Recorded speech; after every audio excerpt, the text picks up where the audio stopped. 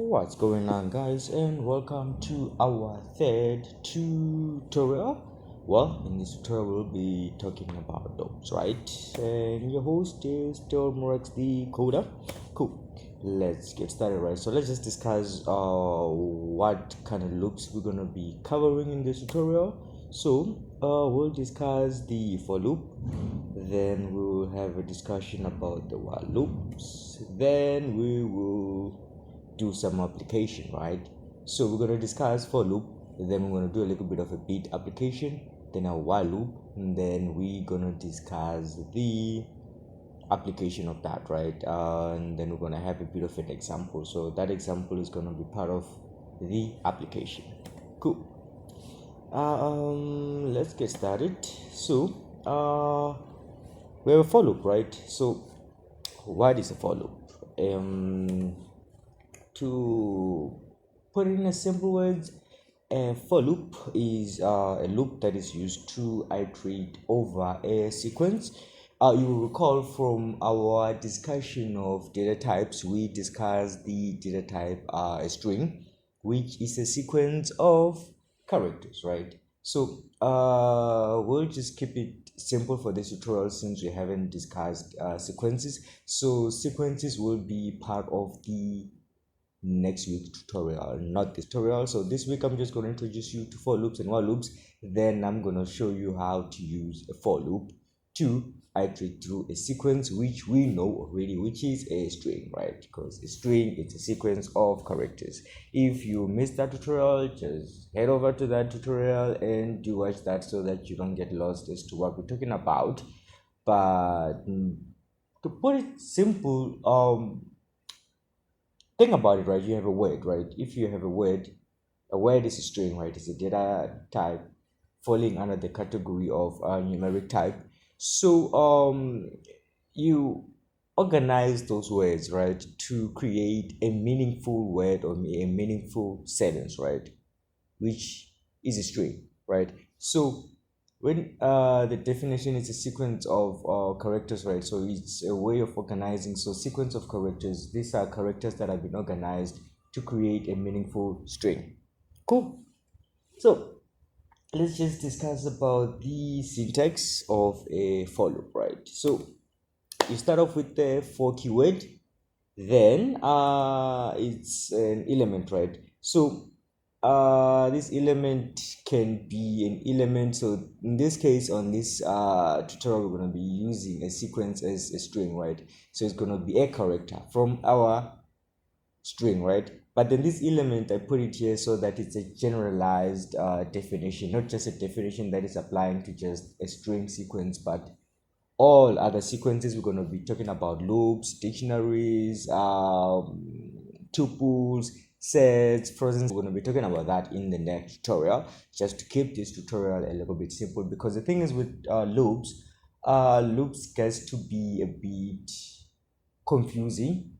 But then a simple format of a for loop is fine, but then when you get to nesting a for loop or having a for loop or having a loop inside a loop, it gets to be confusing for most people, right? So we'll talk about that in the next. Okay, in this tutorial, I will get to explore a bit of a nesting. Then next week we're just gonna be focusing more on the sequences, breaking them all down. I know it's a bit tough for some of them in order for one to just explain them fully to an extent that everyone will be able to understand, but I will try to break it down as much as possible. I'll just see if it's going to be possible to cover all of them. If not, I will just break it down to different tutorials just to make it simple and easy to grasp. Cool. So after you specify the element, so that's where, so your for loop, right, is iterating over a sequence. So say you have a string element, right? So if you're iterating through that element, so this loop is going to run as many times as the characters that are there or the alphabets that are there in that string element. I will demonstrate this when we're coding, because it makes sense when you get to coding side than just in words. But in terms of the syntax, you start with the for keyword, then the item from your sequence, then in, right? I mean, it's just English, inside the sequence. So this is an element that you're taking from your sequence, right? In the sequence, right? And then you have your sequence. Then you have your sequence, right? And then it's followed by a colon. Don't forget that, because in Python indentation, I don't remember talking about that in the previous tutorial. The indentation, it's very much important when we discussed about the conditional loops, no, conditional statements I meant. So it's an if statement, and then that if statement there's a colon, so you indent. So in other words, the statement that you code are inside that if or that condition, right? Cool. And then you just have your statements or whatever that you want to do inside your for loop, right? Cool. Let's head over to our online tool and just explore that. JDuru.com.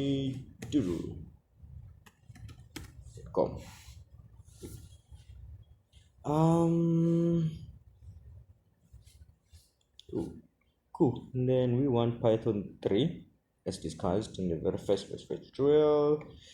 And yeah, we're just gonna clear this up and then we're gonna start a for loop, right? So as I've mentioned in this tutorial, we're just gonna keep it simple to just the sequence that we already discussed, right? Let me just zoom in a bit. There we go. Oh, I think I overdid it. There we go. This is fine. So you start with the for loop, right? And then an element, right? So since we wanna iterate through a string, which is the sequence that we talk about, this you can just name it after the elements that are that a string is composed of. So a string is composed of characters, or you can just say letter, right? Or letter. So I can just use letter or character, but it's just simple if I just use letter, right? In, and then I have let me just use my name, Rex the Coder. It's my nickname, not my real name. Rex the Coder, right? And then inside there, let's just say that we want to display each of those characters, right? So it's print function. You should be excelling with this, and that's just it. So it's a for loop, right? That's the keyword, and then the elements in the sequence, and then you have an in keyword, which we will discuss in details in future tutorials, because I don't want to throw in a lot of concepts, because it's lots and lots of concepts. Then you have your sequence, right? So if I print this, what's going to happen is that this is going to iterate. First time it runs, it takes M, prints it. Second time it runs, it's U, and then U is assigned to that letter, and then it prints it, and so on and so on and so on and so on, right? So if we execute this, you will see, right? So what it does, it prints each character in each line, right? In each line. That's what this for loop is doing. But then if we were to combine this with a conditional statement, say we only want to print e values only, right? So it's if, and then it's letter, right, equals to e. If it's that, and then print letter, right? And then we execute. There we go. It's just gonna print e. How many e's do we have there? 1, 2, 3. So you can use these to count the number of alphabets that are there, right? So for instance, we can complicate this in such a way that if this is this, so let's create variables. Let's create them outside the for loop, right? So let's just call them e. E is equals to 0. So we're just going to count e, right? Then we use the knowledge we learned from the previous tutorial. So this is me trying to combine everything that we learned, because you get to learn parts of the code, right? You get to learn all the elements of language, but then the capability of you to combine everything and apply it in a more complex problem, it's a necessity, it's a must. So don't just learn the conditional loops, don't just learn conditional statements, don't just learn loops and not know how to use all of them for a certain goal, right? So in this goal, we're just going to count how many e alphabets are there in that string, right? So we're just going to use e plus equals. I did show you this in the previous tutorial and how you can combine an assignment operator with arithmetic operator. If not, do pay attention to that at a later stage. Not really at a later stage. I highly recommend that you go back and you revise. The video is there, it's not going anywhere, so use that to your, take that to your advantage and equip yourself with the skill so that you will be able to apply, or you will be able to solve real world problems, which we're going to get to once we're done with the theory part and every part that you need, right? We're going to also discuss that. I think we're going to do a bit of some APIs, and then you will see that it gets a bit complicated. And if you don't have your basics right, or your fundamentals and the understanding of your fundamentals right, you will feel lost, like you've never done Python before. So I advise that you do take your time to revise your fundamentals so that you can follow along. Cool. So this is that, it's gonna count, right? But after the for loop, so once our for loop is done, we'll know that it has iterated through our whole sequence, and then we're just gonna print number of e count. Let's just say e count. Cool. And then we give it what? E, right? Cool. So execute to expecting a 3, and there we go, it gives you a 3. So you can also do same thing. So elif letter say C or T or R. Let's use R. Right, we're just going to say R plus equals 1, and then you have to declare it there, right? So it's R equals 0. So you start off at 0. I don't really need this. I don't know why I'm putting this. Maybe it's because I've been coding in Java and C++, so I'm always terminating my statements with semicolon. But in Python, you don't have to do that. You just have to put a statement and that's it. So a statement will be known that it ended once you go to the next line. But in those other languages I mentioned, you have to put a semicolon, and this is the end of your statement, right? Cool.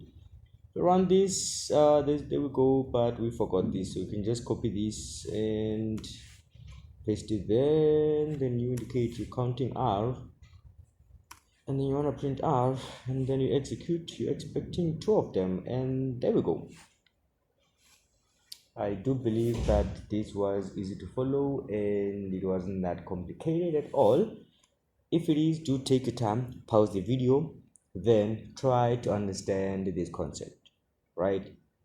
Practice, practice, practice, practice. They say practice makes perfect, but that's not really or entirely true. Practice brings about improvement. So the more you practice, the more you improve.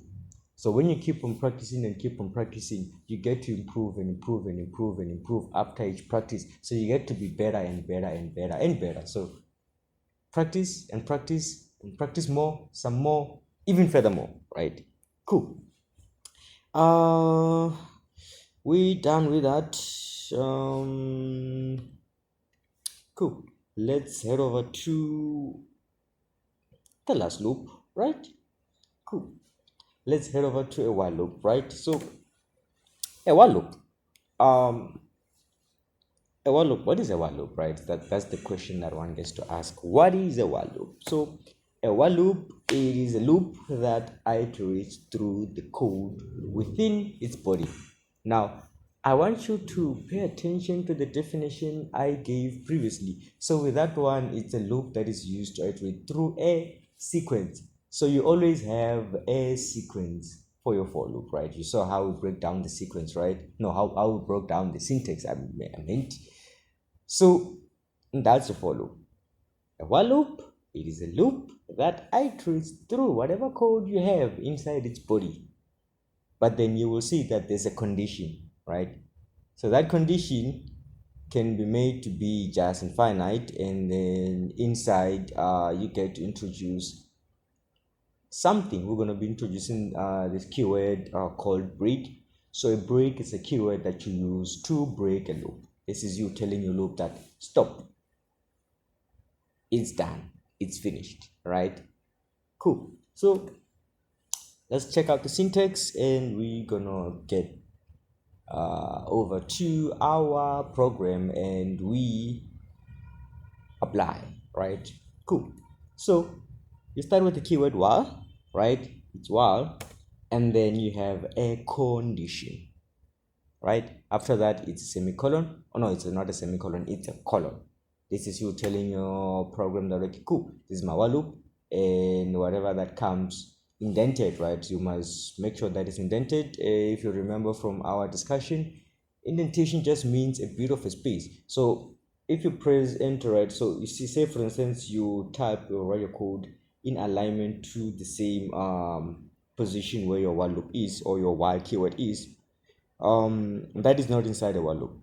Inside a while loop, if you start from h onwards, then it's inside a while loop. It depends on the choice you choose to make in terms of executing or doing your loop. But the most popular one is just a tab, which is like 4 spaces, I believe, if I remember correctly. But I just use a tab most of the time, so that's just that. So yep, you have what your statements. Cool. That is a while loop, right? So cool. This seems a bit not so much of theory, but I want to focus more on the theory, but more on just explaining a concept and applying that concept. As to whether how far you get in terms of understanding these loops, it's up to you and your effort that you get to show into actually doing your part by learning and reading. So do use the resource. I remember I mentioned the W3 schools in my very first tutorial. I did leave it on the comment section. No, the description section, I believe. So yeah, just head over to W3 schools and check it out. There are also other sites you can go to learn. Others prefer to use textbooks. You can just go to learn via textbook. It doesn't really matter how you learn. The concepts will remain the same, explained, okay, more or less the same, but depending on how well you get to break down the explanation will determine how well you understand the concepts. Cool. Now let's head over to our there we go, it's one full mode, there we go. So we're going to clear whatever that we have here, and then let's begin applying what we just learned. A while loop. A while loop, it is a loop that is used to iterate a code, or it's used to iterate over the code that is within its body. That code is always going to run until a certain condition is met, right? So a while loop, right? So it's a while keyword, and then you have a condition. So for your while loop to run, that condition has to be true. If that condition is not true, your while loop is not going to run. So you have to provide a true condition. So in this case, based on what we learned about booleans, right? So we're just going to use that boolean straight off, a true boolean, right? Cool. True. And then we have this. Cool. Once we have that, inside this code, we can do what we did before. Iterate through our string and get all the characters, right? So the way we do that is let's start with this characters 0, right? Oh, let's not do that, is not Java. Cool. Then what we're gonna do is we gonna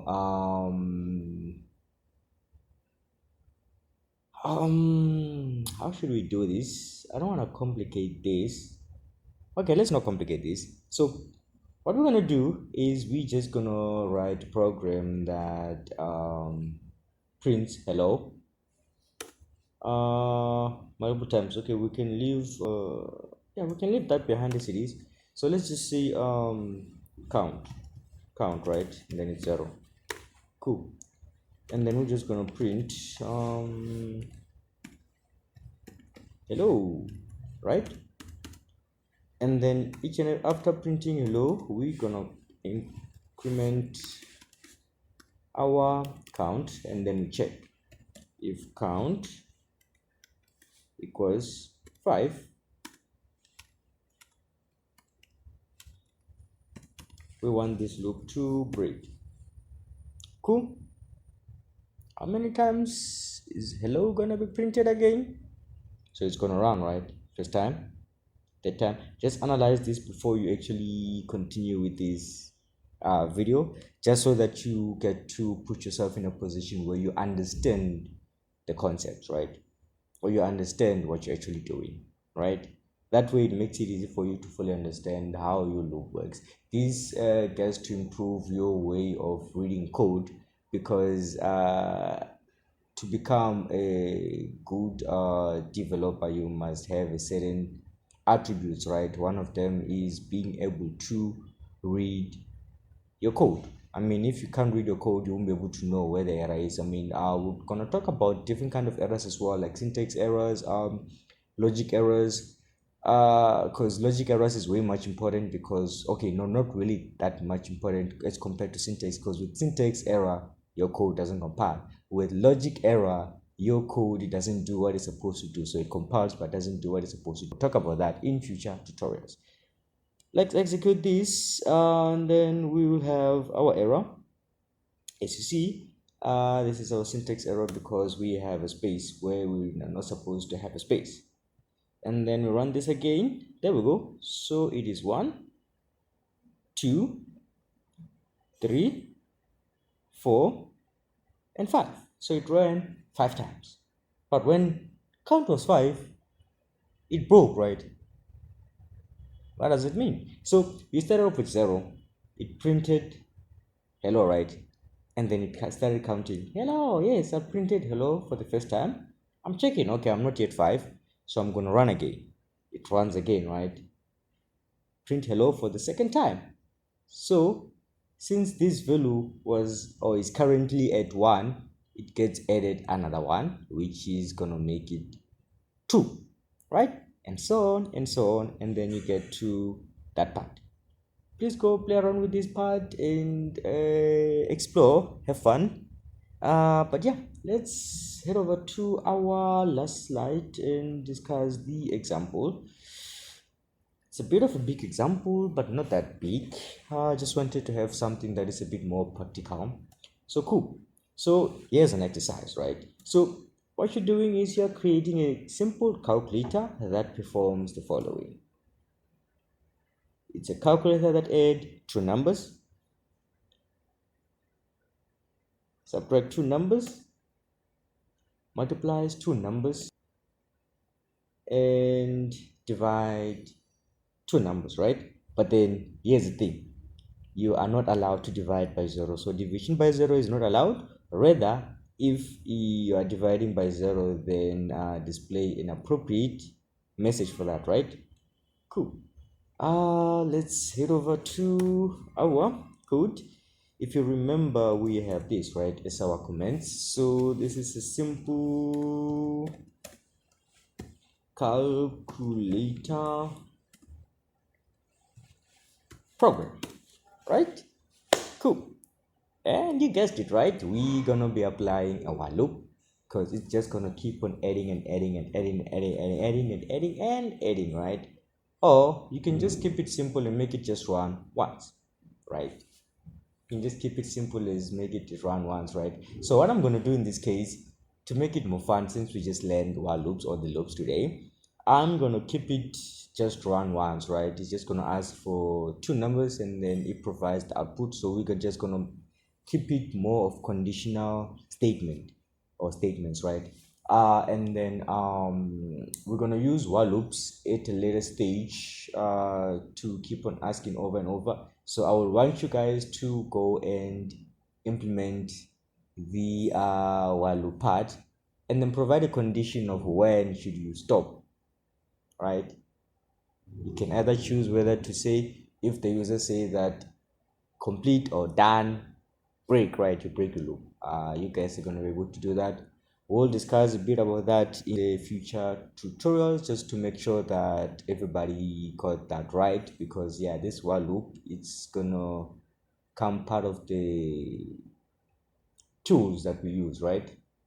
So cool. So what we're going to do is we have a, this is our first number, and then if you remember from our very first tutorial, we talk about input functions, right? And converting your input into an integer. So enter a, b, convert that into input,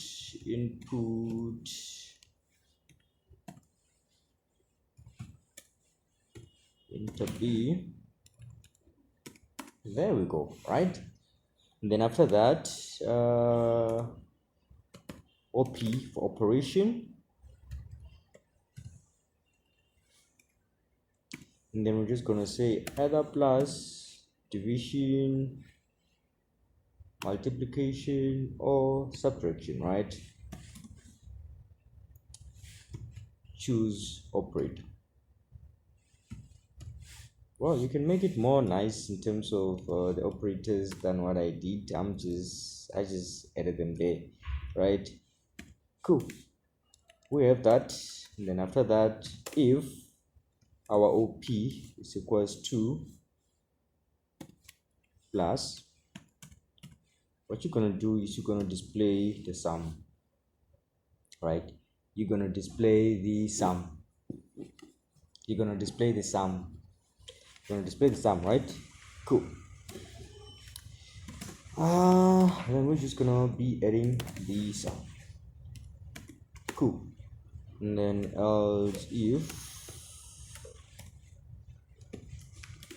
the operator is multiplication, we can do that. It's multiplication.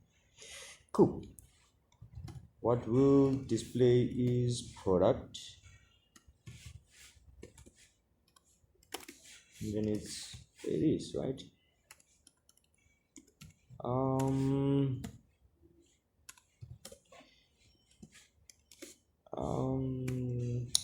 If it's division, that's the most interesting one, right?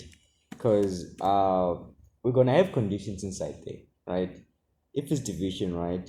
So you're gonna have this condition if b is not equals to 0.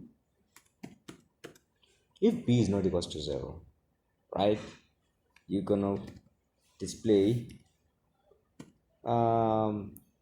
quotient. Is it quotient? Quotient.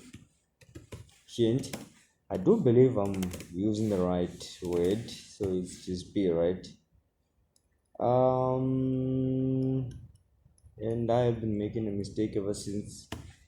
We have a comma, and then we have that. We have a comma, then we have that. Then there we go.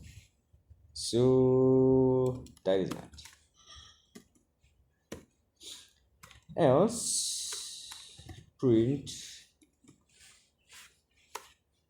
cannot divide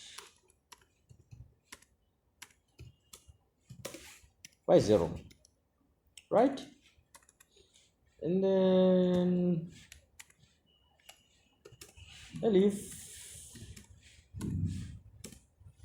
if op is equals to minus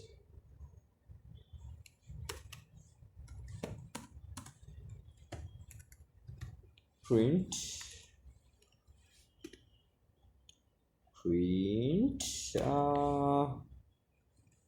difference,